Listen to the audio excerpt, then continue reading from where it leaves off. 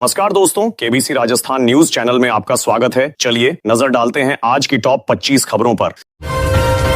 जयपुर में पीडब्ल्यूडी के एक एक्सआईएन को पत्नी द्वारा लगाए गए प्रताड़ना के आरोपों के बाद हिरासत में लिया गया है। मामले की जानकारी सामने आते ही पुलिस ने जांच शुरू कर दी और संबंधित पक्षों के बयान दर्ज किए जा रहे हैं। घटना ने सरकारी अधिकारियों की जवाबदेही को लेकर चर्चा बढ़ा दी है। फिलहाल पुलिस सभी तथ्यों को जुटाकर कानूनी प्रक्रिया आगे बढ़ा रही है। अलवर में पुलिस की कार्रवाई के दौरान संदिग्ध हवाला कारोबार से जुड़े मामले में 33.62 लाख रुपए नकद बरामद किए गए हैं। इस दौरान 4 लोगों को गिरफ्तार कर पूछताछ शुरू कर दी गई है। शुरुआती जांच में पैसों के लेन देन को लेकर कई महत्वपूर्ण जानकारियां सामने आई हैं। पुलिस अब रकम के स्रोत और नेटवर्क से जुड़े अन्य लोगों की तलाश कर रही है। जयपुर के रामगंज इलाके में एक 5 मंजिला इमारत अचानक प्रशासन की निगरानी में चर्चा का विषय बन गई। इमारत काफी झुक चुकी थी और लोगों की सुरक्षा को खतरा पैदा कर रही थी। विशेषज्ञों की सलाह के बाद प्रशासन ने उसे नियंत्रित तरीके से गिरा दिया। आसपास के क्षेत्र को पहले ही खाली करा लिया गया था ताकि किसी प्रकार की जनहानि ना हो। राजस्थान के कई जिलों में गर्मी का असर लगातार बना हुआ है। कहीं तापमान बढ़ रहा है तो कहीं हल्की गिरावट दर्ज की जा रही है। मौसम विभाग ने लोगों को दोपहर में अनावश्यक बाहर निकलने से बचने और पर्याप्त पानी पीने की सलाह दी है। स्वास्थ्य विभाग भी गर्मी से बचाव के लिए जागरूकता अभियान चला रहा है। जयपुर एयरपोर्ट पर यात्रियों की बढ़ती संख्या को देखते हुए सुविधाओं और सुरक्षा व्यवस्था को मजबूत करने पर विशेष ध्यान दिया जा रहा है। नई फ्लाइट सेवाओं को लेकर भी तैयारियां जारी हैं। एयरपोर्ट प्रशासन यात्रियों को बेहतर अनुभव देने के लिए विभिन्न व्यवस्थाओं की समीक्षा कर रहा है। सुरक्षा एजेंसियां भी लगातार निगरानी बनाए हुए हैं। राजस्थान में मानसून आने से पहले नगर निकाय पूरी तैयारी में जुट गए हैं। शहरों के नालों और ड्रेनेज सिस्टम की सफाई तेज कर दी गई है ताकि बारिश के दौरान जलभराव की समस्या कम हो सके। अधिकारियों को समयबद्ध कार्य पूरा करने के निर्देश दिए गए हैं। कई जिलों में सफाई कार्य की नियमित निगरानी भी की जा रही है। विश्व पर्यावरण दिवस के अवसर पर राजस्थान के विभिन्न जिलों में बड़े स्तर पर वृक्षारोपण कार्यक्रम आयोजित किए जा रहे हैं। स्कूलों, सरकारी कार्यालयों और सार्वजनिक स्थानों पर पौधे लगाए जा रहे हैं। लोगों को पर्यावरण संरक्षण का संदेश देने के लिए जागरूकता गतिविधियां भी चलाई जा रही हैं। प्रशासन ने अधिक से अधिक लोगों की भागीदारी सुनिश्चित करने पर जोर दिया है। कोटा में कोचिंग छात्रों की बढ़ती चुनौतियों को देखते हुए स्वास्थ्य और तनाव प्रबंधन संबंधी विशेष दिशा निर्देश जारी किए गए हैं। छात्रों को नियमित दिनचर्या, पर्याप्त आराम और मानसिक स्वास्थ्य पर ध्यान देने की सलाह दी गई है। कोचिंग संस्थानों को भी छात्रों की निगरानी और सहायता के लिए आवश्यक कदम उठाने को कहा गया है। जोधपुर में स्मार्ट सिटी परियोजना के तहत चल रहे विकास कार्यों की समीक्षा की गई है। अधिकारियों ने विभिन्न परियोजनाओं की प्रगति का आकलन करते हुए कार्यों में तेजी लाने के निर्देश दिए हैं। शहर में आधारभूत सुविधाओं को बेहतर बनाने पर विशेष फोकस रखा गया है। संबंधित एजेंसियों को तय समय सीमा में काम पूरा करने को कहा गया है। बीकानेर में सौर ऊर्जा क्षेत्र को बढ़ावा देने के लिए नई जमीन आवंटन प्रक्रिया शुरू कर दी गई है। इससे राज्य में नवीकरणीय ऊर्जा परियोजनाओं के विस्तार को गति मिलने की उम्मीद है। संबंधित विभागों ने निवेशकों और कंपनियों के लिए आवश्यक प्रक्रियाएं स्पष्ट की हैं। राजस्थान पहले से ही सौर ऊर्जा उत्पादन के क्षेत्र में अग्रणी राज्यों में गिना जाता है। उदयपुर में पर्यटन गतिविधियों को बढ़ावा देने के लिए प्रशासन ने विशेष समर फेस्टिवल की रूपरेखा तैयार की है। कार्यक्रम में सांस्कृतिक प्रस्तुतियां, स्थानीय कला और पर्यटन स्थलों को प्रमुखता दी जाएगी। इससे देश विदेश से आने वाले पर्यटकों को आकर्षित करने की योजना बनाई गई है। विभिन्न विभाग मिलकर आयोजन की तैयारियों को अंतिम रूप दे रहे हैं। राजस्थान पुलिस ने सीमावर्ती जिलों में अवैध मादक पदार्थों की तस्करी रोकने के लिए विशेष चेकिंग अभियान तेज कर दिया है। वाहनों और संदिग्ध गतिविधियों पर कड़ी नजर रखी जा रही है। पुलिस अधिकारियों का कहना है कि अपराधियों के खिलाफ लगातार कार्रवाई जारी रहेगी। कई स्थानों पर अतिरिक्त पुलिस बल भी तैनात किया गया है। राजस्थान में मानसून पूरी तरह सक्रिय बना हुआ है। भारतीय मौसम विभाग ने पूर्वी राजस्थान के कई जिलों में भारी बारिश का अलर्ट जारी किया है। लगातार हो रही बारिश से मौसम सुहावना हो गया है और तापमान में भी उल्लेखनीय गिरावट दर्ज की गई है। प्रशासन ने लोगों से आवश्यक सावधानी बरतने तथा मौसम विभाग की आधिकारिक सलाह का पालन करने की अपील की है। कृषि विभाग ने किसानों को खरीफ फसलों, विशेषकर बाजरा और मूंग की बुवाई के लिए वर्तमान मौसम का लाभ उठाने की सलाह दी है। विभाग का कहना है कि खेतों में पर्याप्त नमी उपलब्ध होने के कारण यह समय बुवाई के लिए उपयुक्त है। किसानों को उन्नत बीजों और वैज्ञानिक कृषि पद्धतियों को अपनाने की भी सलाह दी गई है। समान नागरिक संहिता यूसीसी के मसौदे पर आम लोगों के सुझाव प्राप्त करने के लिए कोटा जिला परिषद में बड़ी जन सुनवाई आयोजित की जा रही है। इस कार्यक्रम में विभिन्न वर्गों के लोग भाग लेकर अपने विचार और सुझाव प्रस्तुत कर रहे हैं। राज्य सरकार का उद्देश्य व्यापक जनभागीदारी के माध्यम से सभी पक्षों की राय प्राप्त करना है। कोटा में आयोजित जन सुनवाई के दौरान स्थानीय जनप्रतिनिधि, प्रबुद्ध नागरिक, अधिवक्ता और विभिन्न सामाजिक संगठनों के प्रतिनिधि अपने सुझाव साझा कर रहे हैं। चर्चा का उद्देश्य समान नागरिक संहिता के मसौदे को अधिक प्रभावी और व्यवहारिक बनाना है। अधिकारियों ने सभी प्राप्त सुझावों को संकलित कर आगे की प्रक्रिया में शामिल करने का भरोसा दिया है। राज्य सरकार ने समान नागरिक संहिता के मसौदे पर अधिक से अधिक लोगों की भागीदारी सुनिश्चित करने के लिए ऑनलाइन पोर्टल और क्यूआर कोड की सुविधा भी उपलब्ध कराई है। नागरिक घर बैठे अपने सुझाव दर्ज कर सकते हैं। सरकार का मानना है कि डिजिटल माध्यमों से अधिक लोगों तक पहुंच बनाकर व्यापक जनमत प्राप्त किया जा सकता है। जोधपुर में आयोजित एसएससीडीजी जीएलडी कॉन्क्लेव 2026 का आयोजन सफलतापूर्वक जारी है। इस कार्यक्रम में देश भर के उद्योग विशेषज्ञ, तकनीकी संस्थानों के प्रतिनिधि और उद्योग जगत से जुड़े लोग भाग ले रहे हैं। सम्मेलन का मुख्य उद्देश्य विनिर्माण क्षेत्र को आधुनिक तकनीकों के माध्यम से अधिक प्रतिस्पर्धी, पर्यावरण अनुकूल और टिकाऊ बनाना है। जोधपुर में चल रहे जीएलडी कॉन्क्लेव के दौरान जल संरक्षण और शून्य तरल निर्वहन यानी जीरो लिक्विड डिस्चार्ज तकनीकों पर विशेषज्ञों द्वारा विस्तृत चर्चा की जा रही है। उद्योगों में जल के पुनः उपयोग, पर्यावरण संरक्षण और संसाधनों के बेहतर प्रबंधन पर विशेष जोर दिया जा रहा है। प्रतिभागियों ने नई तकनीकों को अपनाने की आवश्यकता पर बल दिया है। राजस्थान राज्य औद्योगिक विकास एवं निवेश निगम रिको ने औद्योगिक विकास को प्रोत्साहित करने के लिए मॉडल ए और मॉडल डी योजनाओं के तहत आवेदन की अंतिम तिथि बढ़ा दी है। इस निर्णय से अधिक उद्यमियों को आवेदन का अवसर मिलेगा और राज्य में नए उद्योगों की स्थापना तथा निवेश को बढ़ावा मिलने की उम्मीद है। राज्य के औद्योगिक क्षेत्रों में बुनियादी ढांचे को मजबूत बनाने के उद्देश्य से कोटा, भीलवाड़ा और नागौर में नई प्रशासनिक स्वीकृतियां जारी की गई हैं। इन स्वीकृतियों के तहत सड़क, जलापूर्ति, विद्युत और अन्य आवश्यक सुविधाओं का विस्तार किया जाएगा। सरकार का लक्ष्य उद्योगों को बेहतर आधारभूत सुविधाएं उपलब्ध कराकर निवेश आकर्षित करना और स्थानीय स्तर पर रोजगार के अवसर बढ़ाना है। राजस्थान सरकार ने औद्योगिक क्षेत्रों में सुरक्षा व्यवस्था को और मजबूत बनाने के लिए अग्निशमन केंद्रों के सुदृढ़ीकरण के निर्देश जारी किए हैं। आधुनिक उपकरणों की उपलब्धता, प्रशिक्षित कर्मियों की नियुक्ति तथा त्वरित आपातकालीन सेवाओं पर विशेष ध्यान दिया जा रहा है। इस पहल से औद्योगिक इकाइयों की सुरक्षा बढ़ेगी और किसी भी आपात स्थिति में तेजी से राहत कार्य संभव हो सकेगा। जोधपुर एयरपोर्ट के नए टर्मिनल भवन का संचालन सुचारू रूप से जारी है। आधुनिक सुविधाओं से सुसज्जित इस टर्मिनल के शुरू होने से यात्रियों को बेहतर सेवाएं मिल रही हैं। क्षेत्रीय हवाई संपर्क में सुधार होने के साथ पर्यटन, व्यापार और निवेश गतिविधियों को भी नई गति मिलने की उम्मीद जताई जा रही है। केंद्र सरकार ने राजस्थान में संचालित पीएम ग्राम तथा अन्य ग्रामीण विकास योजनाओं की प्रगति की विस्तृत समीक्षा की है। बैठक में विभिन्न योजनाओं के प्रभावी क्रियान्वयन, आधारभूत सुविधाओं के विस्तार और ग्रामीण क्षेत्रों के समग्र विकास पर चर्चा हुई। अधिकारियों को तय समय सीमा में योजनाओं के सभी लक्ष्यों को पूरा करने के लिए आवश्यक दिशा निर्देश दिए गए हैं। शेखावाटी को मिलेगा यमुना का पानी। 32 साल पुराने विवाद का समाधान होने के बाद राजस्थान और हरियाणा के बीच समझौता हो गया है। अब सीकर, चूरू और झुंझुनू तक यमुना का पानी पहुंचाने का रास्ता साफ हो गया है। जयपुर में रिसोर्ट की दीवार गिर गई। चंदबाजी स्थित निर्माणाधीन रिसोर्ट की दीवार गिरने से 2 महिलाओं समेत 3 मजदूरों की मौत हो गई, जबकि 12 से अधिक मजदूर घायल हो गए। राजस्थान में भारी बारिश का अलर्ट जारी किया गया है। मौसम विभाग के अनुसार पूर्वी और दक्षिण पूर्वी राजस्थान में बारिश की गतिविधियां बढ़ेंगी और कई जिलों में भारी बारिश की संभावना जताई गई है। प्रधानमंत्री नरेंद्र मोदी पचपदरा रिफाइनरी कार्यक्रम में शामिल होंगे। मुख्यमंत्री भजनलाल शर्मा ने कार्यक्रम स्थल का निरीक्षण कर अधिकारियों को सभी तैयारियां समय पर और व्यवस्थित ढंग से पूरी करने के निर्देश दिए हैं।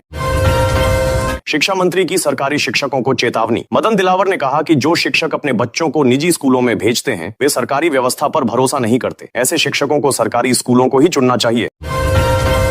आरपीएससी भर्ती में 10,000 रुपए का इनामी डमी अभ्यर्थी गिरफ्तार किया गया है। एसओजी ने वरिष्ठ अध्यापक भर्ती परीक्षा में दूसरे अभ्यर्थी की जगह परीक्षा देने वाले फरार आरोपी चंद्रभान यादव को गिरफ्तार कर लिया है।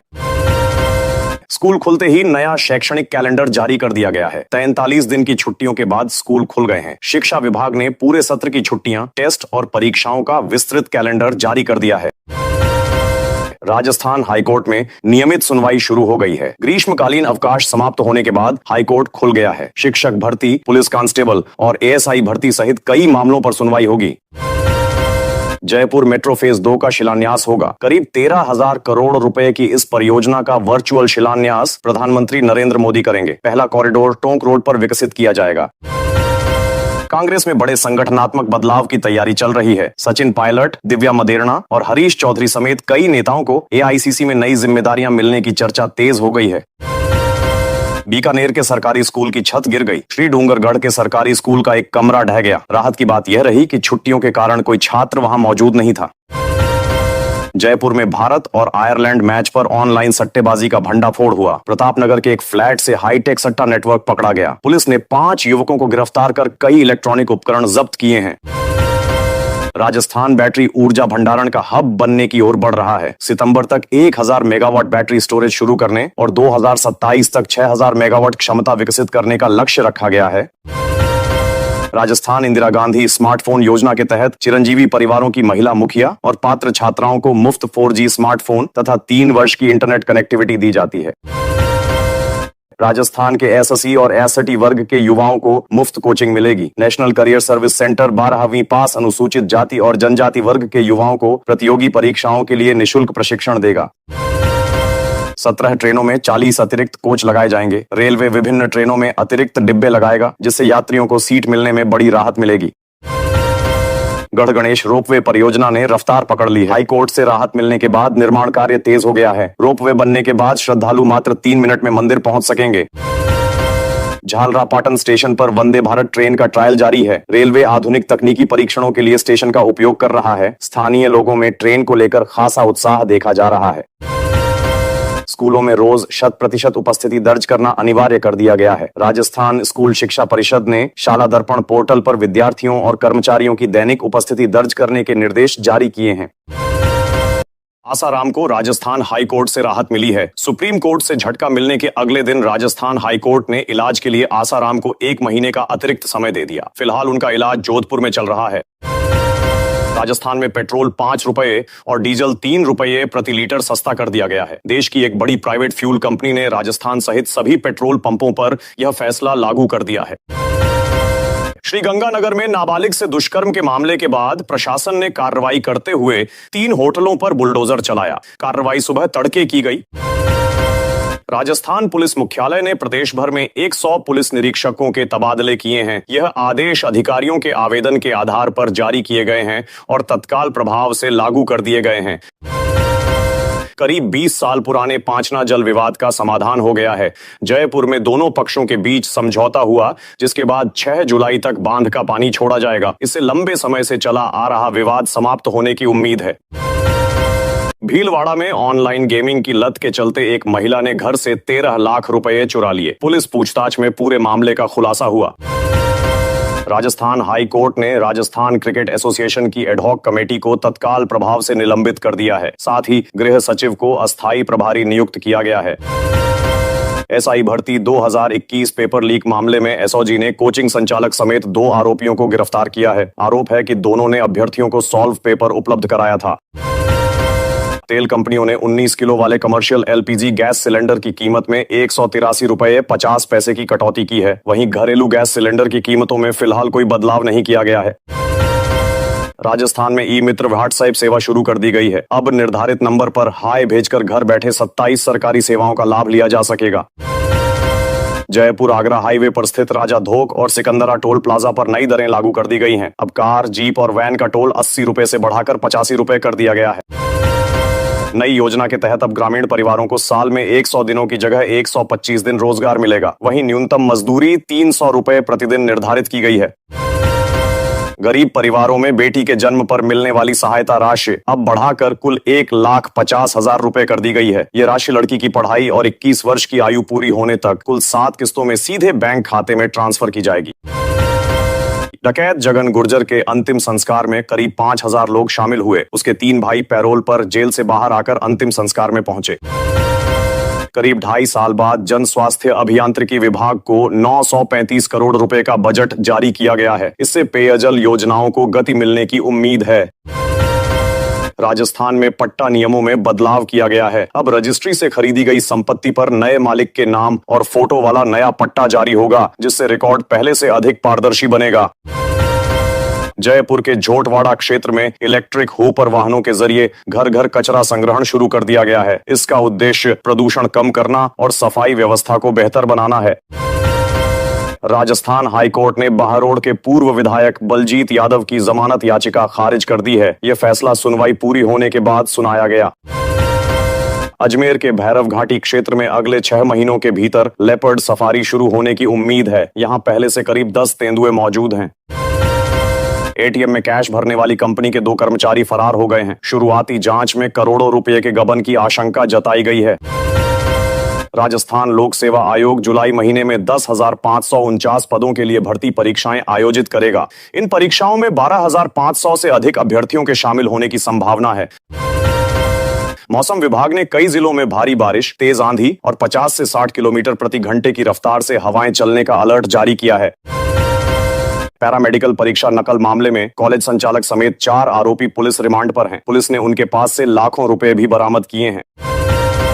अलवर में 1 करोड़ रुपए कीमत का दुर्लभ कछुआ बताकर निवेश के नाम पर ठगी करने वाले 4 आरोपियों को पुलिस ने गिरफ्तार किया है।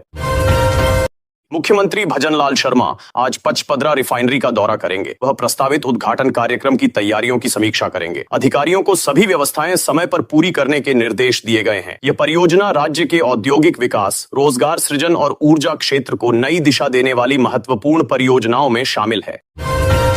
राजस्थान में मानसून पूरी तरह सक्रिय हो चुका है। भारतीय मौसम विभाग ने राज्य के कई जिलों में भारी से अति भारी बारिश की संभावना जताते हुए अलर्ट जारी किया है। बारिश के कारण तापमान में गिरावट दर्ज की गई है और लोगों को गर्मी से राहत मिली है। प्रशासन को सतर्क रहने तथा जल भराव वाले क्षेत्रों पर विशेष निगरानी रखने के निर्देश दिए गए हैं। करौली जिले के प्रसिद्ध पांचना बांध के गेट लगभग 20 वर्षों बाद सिंचाई के उद्देश्य से खोले गए हैं। इससे आसपास के किसानों में खुशी का माहौल है, क्योंकि लंबे समय बाद बांध में पर्याप्त जलभराव हुआ है। बांध से छोड़ा गया पानी कृषि कार्यों में उपयोग होगा और क्षेत्र की सिंचाई व्यवस्था को मजबूती प्रदान करेगा। पांचना बांध से पानी छोड़ने की प्रक्रिया के दौरान सामने आई तकनीकी खामी को दूर करने के लिए विशेषज्ञों की टीम लगातार काम कर रही है। एसडीआरएफ तथा जल संसाधन विभाग के अधिकारी मौके पर मौजूद हैं। प्रशासन का लक्ष्य जल्द समस्या का समाधान कर पानी के सुचारू प्रवाह को सुनिश्चित करना है, ताकि किसानों को लाभ मिल सके। मुख्यमंत्री भजनलाल शर्मा ने पांचना बांध से संबंधित तकनीकी कार्यों की नियमित निगरानी करने के निर्देश दिए हैं। उन्होंने अधिकारियों से कहा है कि सिंचाई व्यवस्था प्रभावित न हो और सभी आवश्यक मरम्मत कार्य समय पर पूरे किए जाए। सरकार इस परियोजना को किसानों के हितों से जुड़ा महत्वपूर्ण विषय मान रही है। एसजेवीएन ने राजस्थान के पाचमपादरा क्षेत्र में 1 गीगावाट क्षमता वाली विशाल सौर ऊर्जा परियोजना का संचालन शुरू कर दिया है। यह परियोजना राज्य को नवीकरणीय ऊर्जा के क्षेत्र में नई पहचान देगी। परियोजना से स्वच्छ ऊर्जा उत्पादन बढ़ेगा तथा बिजली आपूर्ति व्यवस्था को मजबूत बनाने में महत्वपूर्ण योगदान मिलने की उम्मीद है। करीब 54.92 अरब रुपए की लागत से विकसित यह सौर ऊर्जा परियोजना राजस्थान की सबसे महत्वपूर्ण ऊर्जा पहलों में शामिल मानी जा रही है। परियोजना के माध्यम से बड़े स्तर पर हरित ऊर्जा का उत्पादन होगा। इससे पर्यावरण संरक्षण को बढ़ावा मिलेगा और ऊर्जा क्षेत्र में निवेश तथा रोजगार के अवसर भी बढ़ सकते हैं। पाचमपादरा में शुरू हुई सौर ऊर्जा परियोजना से केवल राजस्थान ही नहीं, बल्कि उत्तराखंड और जम्मू कश्मीर को भी बिजली उपलब्ध कराई जाएगी। यह परियोजना राष्ट्रीय ऊर्जा सुरक्षा को मजबूत करने की दिशा में महत्वपूर्ण कदम मानी जा रही है। राजस्थान यूनिवर्सिटी ने स्नातक पाठ्यक्रमों में प्रवेश के लिए दूसरी मेरिट सूची जारी कर दी है। इस सूची का इंतजार कर रहे हजारों विद्यार्थियों को राहत मिली है। चयनित अभ्यर्थियों को निर्धारित समय सीमा के भीतर अपने दस्तावेजों का सत्यापन करवाकर प्रवेश प्रक्रिया पूरी करने के लिए कहा गया है। महारानी कॉलेज में इस वर्ष राजनीतिक विज्ञान विषय की कट ऑफ 97.8% तक पहुंच गई है। यह दर्शाता है कि विद्यार्थियों के बीच इस विषय की लोकप्रियता लगातार बढ़ रही है। उच्च कट ऑफ के कारण प्रतियोगिता भी काफी कड़ी रही और मेधावी छात्रों को ही प्रवेश सूची में स्थान मिल सका। दूसरी मेरिट सूची में चयनित विद्यार्थियों को अपने दस्तावेजों का सत्यापन करवाने का अवसर दिया गया है। विश्वविद्यालय प्रशासन ने छात्रों से समय पर प्रक्रिया पूरी करने की अपील की है। निर्धारित समय सीमा के बाद दस्तावेज सत्यापन नहीं होने पर प्रवेश संबंधी कठिनाइयां उत्पन्न हो सकती हैं। राजस्थान यूनिवर्सिटी में प्रवेश पाने वाले विद्यार्थियों के लिए फीस जमा करने की अंतिम समय सीमा निर्धारित की गई है। विश्वविद्यालय प्रशासन ने स्पष्ट किया है कि समय सीमा के भीतर शुल्क जमा नहीं करने पर सीट स्वतः निरस्त हो सकती है। छात्रों को सभी औपचारिकताएं समय पर पूरी करने की सलाह दी गई है। जयपुर सहित राजस्थान के अधिकांश शहरों में मानसून की सक्रियता के कारण तापमान में उल्लेखनीय गिरावट दर्ज की गई है। पिछले कई दिनों से जारी बारिश ने लोगों को भीषण गर्मी से राहत दिलाई है। मौसम वैज्ञानिकों के अनुसार आगामी दिनों में भी बादल छाए रहने और रुक रुक कर वर्षा होने की संभावना बनी हुई है। मौसम विभाग ने कोटा और उदयपुर संभाग के कई जिलों में मूसलाधार बारिश की संभावना जताई है। अधिकारियों को संभावित जलभराव वाले क्षेत्रों में सतर्क रहने के निर्देश दिए गए हैं। किसानों के लिए यह वर्षा लाभकारी मानी जा रही है, जबकि प्रशासन राहत और बचाव की तैयारियों को लगातार मजबूत कर रहा है। जोधपुर में 21.4 मिलीमीटर बारिश दर्ज की गई, जिससे शहर का मौसम सुहावना हो गया है।